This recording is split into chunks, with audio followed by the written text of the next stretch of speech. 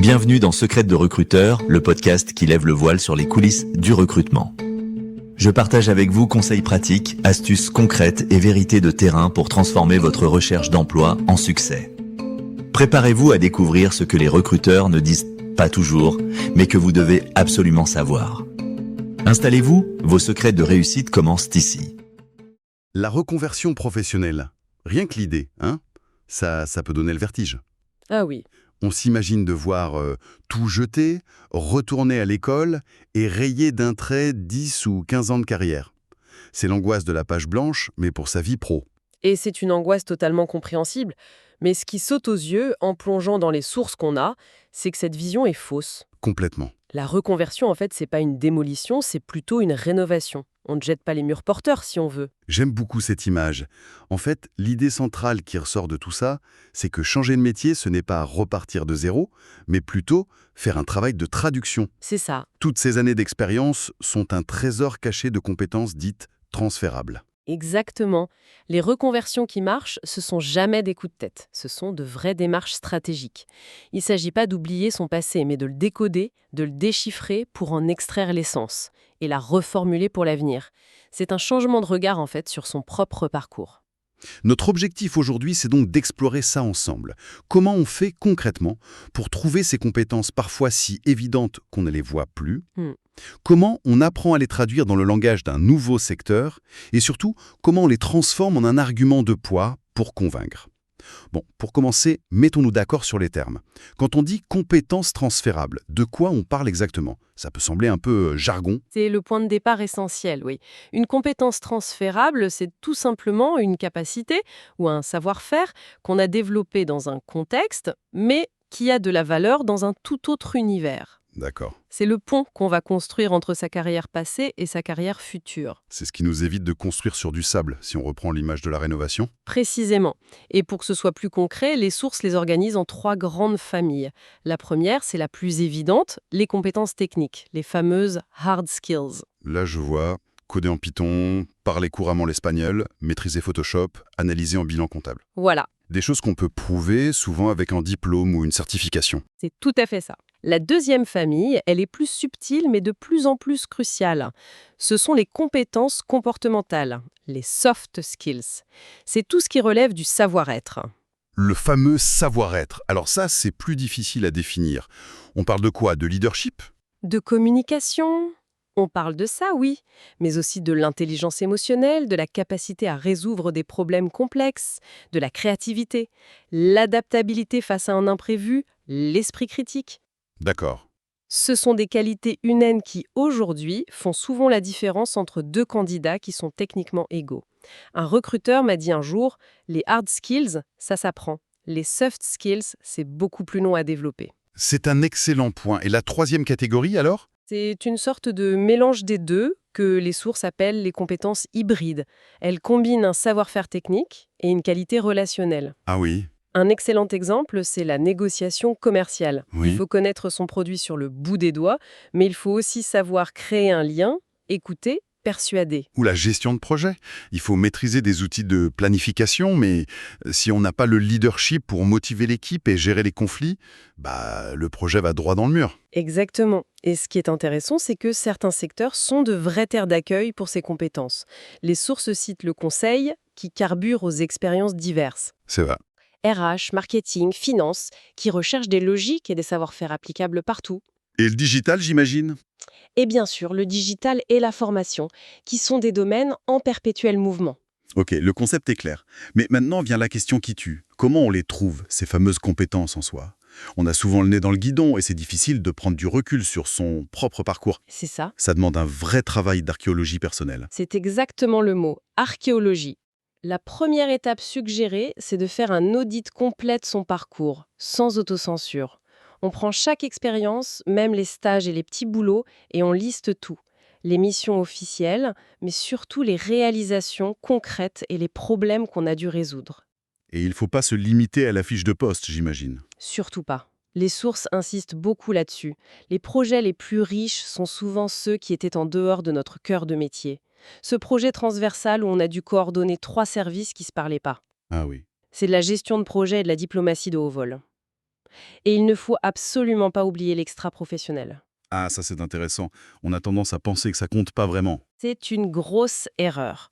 Organiser le voyage de fin d'année pour le club de sport des enfants, c'est de la gestion de budget, de la logistique et de la communication. Bien sûr. Être trésorière d'une association, c'est de la gestion financière. C'est une mine d'or de compétences qu'on oublie de valoriser. Les sources proposent aussi une autre technique, peut-être plus engageante, se concentrer sur les moments où on a été vraiment fier de soi, au travail. Oui, c'est la technique des réalisations significatives. Elle est redoutablement efficace parce qu'elle s'appuie sur une méthode très structurée. La méthode STAR. Star, comme une étoile. C'est un acronyme. S pour situation, quel était le contexte de départ. T pour tâche, quelle était la mission, le problème à résoudre. A pour action, qu'est-ce que j'ai fait concrètement. Et enfin R pour résultat, qu'est-ce que ça a donné. Attendez, pour être sûr de bien comprendre. Prenons un exemple. Un manager de magasin dans la grande distribution.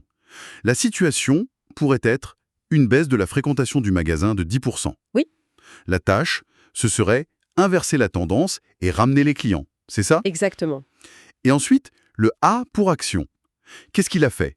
J'ai analysé les données de vente pour identifier les heures creuses, j'ai formé mon équipe à de nouvelles techniques d'accueil et j'ai lancé une série de promotions ciblées sur les produits locaux. Et le R pour résultat, c'est la cerise sur le gâteau.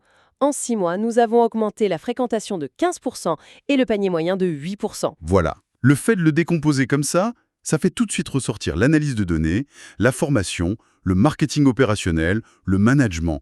C'est beaucoup plus puissant que de juste de dire « j'ai bien géré mon magasin ». C'est tout l'intérêt. Ça transforme le flou en fait. Ça nous oblige à identifier les verbes d'action et les résultats chiffrés. C'est un véritable révélateur de compétences cachées. Et là, j'ai l'impression qu'on arrive au moment le plus délicat. J'ai fait mon introspection, j'ai ma liste de compétences prouvées par la méthode STAR, mais ces compétences, formulées avec mes mots de manager de magasin, ne vont pas forcément parler à un recruteur dans le secteur de la tech, par exemple. C'est là qu'intervient cette fameuse idée de traduction. C'est l'étape la plus critique. C'est là que tout se joue. Vraiment. On peut avoir un parcours exceptionnel. Si on le raconte dans une langue que le recruteur ne comprend pas, le message ne passe pas. D'accord.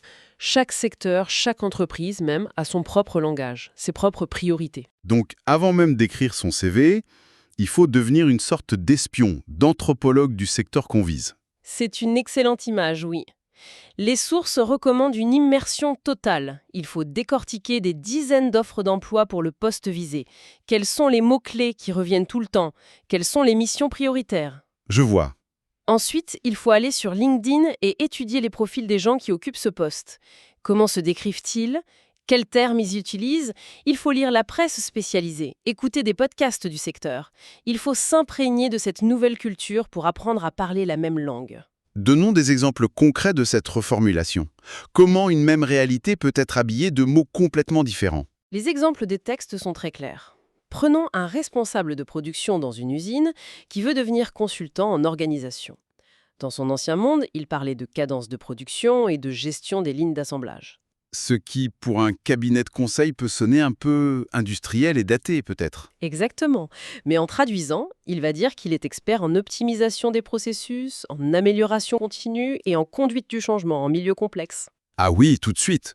C'est la même expérience, mais formulée dans un langage qui a de la valeur pour son interlocuteur. C'est fascinant.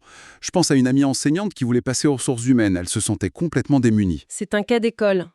Au lieu de parler de préparation de cours et de gestion de classe de 30 élèves, elle peut traduire ça en ingénierie pédagogique, évaluation des compétences et gestion des talents et des dynamiques de groupe. Le fond est le même, mais la forme change la perception du tout au tout. Mais est-ce qu'il n'y a pas un risque que ça sonne un peu artificiel? Que le recruteur se dise il ou elle essaie juste d'utiliser les bons mots-clés? C'est là qu'intervient un autre point crucial des sources. La quantification. Le simple fait d'ajouter des chiffres ancre la compétence dans le réel et la rend crédible. Bien sûr. J'ai géré une équipe est une affirmation creuse. J'ai managé, formé et fait monter en compétence une équipe de 15 personnes, ce qui a permis de réduire le turnover de 30% et d'améliorer la productivité de 20% en 2 ans. Ça, c'est une démonstration. C'est concret. Les chiffres sont un langage universel. Tout ce processus d'introspection, d'analyse, de traduction, ça a l'air assez intense. J'imagine qu'on peut se sentir un peu perdu. On pense tout de suite au bilan de compétences, mais est-ce qu'il y a d'autres outils? Les sources en évoquent. Oui, le bilan de compétences est un excellent point de départ structuré, souvent accompagné par un professionnel. Mais pour aller plus loin en autonomie, les textes mettent en avant deux outils très visuels et puissants. Le premier, c'est la cartographie des compétences. Une carte, littéralement. Oui, une carte mentale, un schéma. L'idée, c'est de pas juste faire une liste, mais de visualiser ses compétences. On peut les regrouper par grande famille, management, communication, technique, etc. Leur donner un code couleur selon le niveau de maîtrise et surtout tracer des flèches pour indiquer leur potentiel de transfert vers le nouveau secteur. C'est un travail qui clarifie les idées, en fait.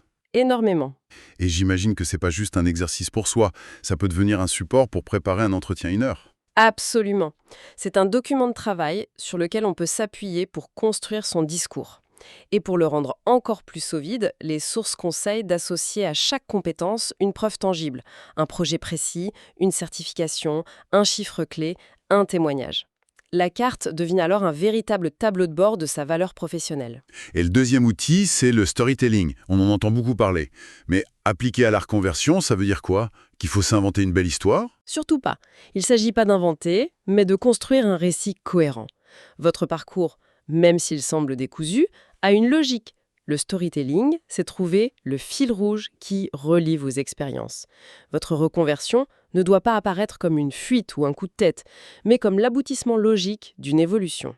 Ça me rappelle une discussion avec un ami avocat d'affaires, épuisé, qui voulait se lancer dans l'organisation de trek en montagne.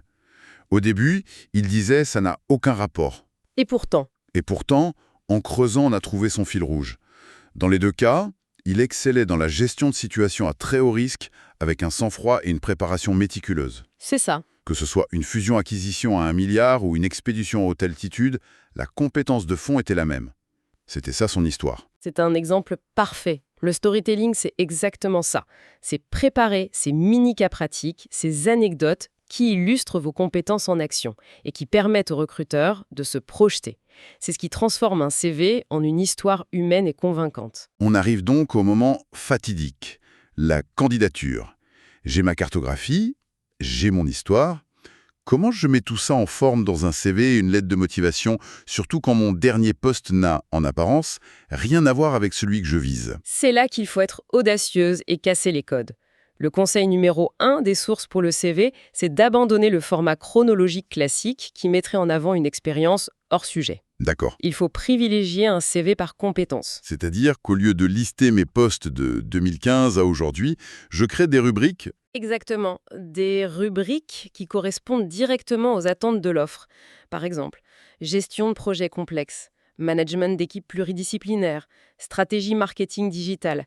Et sous chaque rubrique, on vient piocher des réalisations concrètes de tout son parcours avec des chiffres pour illustrer cette compétence. Donc l'expérience la plus pertinente peut venir d'un poste occupé il y a 10 ans et c'est pas grave. C'est même très bien comme ça. Et le titre du CV tout en haut, je me vois mal écrire « En reconversion vers le marketing ». Ça fait un peu débutant. C'est une formulation à bannir. Ça sonne comme une excuse. Il faut être affirmatif. Reprenons l'exemple de l'enseignante. Elle n'est pas en reconversion, elle est une professionnelle de l'ingénierie pédagogique et du développement des talents. C'est beaucoup plus fort. On se positionne immédiatement comme une experte qui apporte une perspective nouvelle, pas comme quelqu'un qui demande sa chance. Et la lettre de motivation dans tout ça, elle sert à quoi si le CV est déjà si détaillé? Elle est fondamentale car c'est là qu'on raconte l'histoire, le pourquoi. Le CV montre les compétences, la lettre explique la cohérence du parcours et la motivation du changement. C'est là qu'on peut expliquer, sans jamais dénigrer son passé, comment les expériences précédentes sont un atout unique pour ce nouveau défi.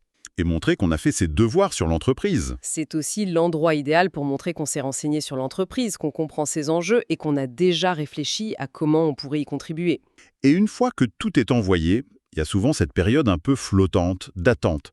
Comment la mettre à profit? C'est une phase active, pas passive. Les sources identifient 2 chantiers prioritaires. Le premier, Combler les lacunes identifiées. c'est-à-dire L'analyse du secteur visé a forcément montré qu'il manque une compétence technique, la maîtrise d'un logiciel par exemple. Il faut immédiatement lancer un plan d'action, s'inscrire à une certification en ligne, suivre un MOOC, faire du bénévolat de compétences. Ça montre une proactivité qui est très appréciée. Et le deuxième chantier? Le réseau. C'est le nerf de la guerre. Faut en parler autour de soi de manière claire et structurée. Participer à des webinaires ou des salons professionnels du secteur, même en simple observateur au début pour s'imprégner de la culture. Et utiliser LinkedIn de manière stratégique. Commenter les publications d'experts du domaine, partager des articles pertinents, contacter des gens pour des cafés virtuels de 15 minutes. Sans demander un job directement, surtout pas. Il s'agit de recueillir de l'information. C'est comme ça qu'on construit sa crédibilité, sa visibilité, avant même d'avoir un entretien. Si on devait résumer tout ça en une phrase, ce serait que la reconversion, ce n'est pas effacer son passé, mais apprendre à le raconter différemment. C'est ça. L'expérience n'est jamais un poids, c'est un avantage concurrentiel, si on trouve la bonne traduction. C'est exactement ça. Et le contexte est favorable. Le marché du travail, face à la pénurie de talents, est de plus en plus ouvert à ces profils hybrides. Un parcours atypique n'est plus vu comme une anomalie, mais comme une source potentielle d'innovation et de richesse pour une équipe. On sort du clonage de profil ? On est en plein dedans. Et pour finir, peut-être une question à laisser infuser. Souvent, on se demande, est-ce que mon profil correspond à la fiche de poste ? On pourrait renverser la question. C'est-à-dire ? On pourra se demander comment mon parcours, justement parce qu'il est différent, peut-il enrichir et même redéfinir ce poste ? Quelle valeur unique, à laquelle le recruteur n'a même pas pensé, est-ce que je peux apporter à cette équipe et à cette entreprise ? La réponse à cette question, c'est peut-être ça, la véritable clé d'une reconversion réussie. Merci d'avoir écouté Secrets de recruteur. J'espère que ces conseils vous aideront à avancer vers le job qui vous correspond vraiment. Pour retrouver encore plus d'astuces, de ressources et nos dernières opportunités, rendez-vous dès maintenant sur www.recrute-talent.fr. Et si ce podcast vous a plu, abonnez-vous et partagez-le autour de vous pour aider d'autres candidats. À très bientôt pour un nouvel épisode.